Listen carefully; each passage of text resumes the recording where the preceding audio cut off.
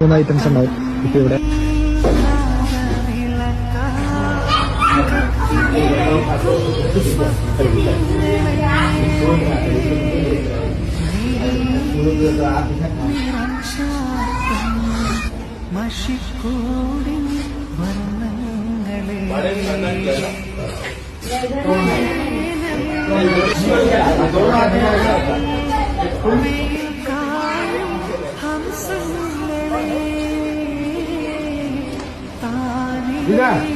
നമ്മൾ ദാബേന്ന് ഒരു 50 മീറ്റർ ഫ്രണ്ടിലേക്ക് വന്നു. എന്നിട്ടാണ് ഇവിടെ വണ്ടി ഒതുക്കിയിരിക്കുന്നത്.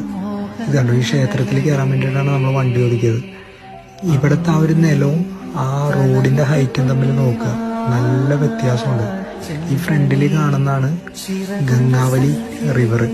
ഇപ്പൊ വലിയ ഒഴുക്കോ കാര്യങ്ങളോ ഒന്നും ഇല്ലാതെ കിടക്കുന്ന ഒരു അവസ്ഥയിലാണത്. ഇതാണ് ആ ക്ഷേത്രം.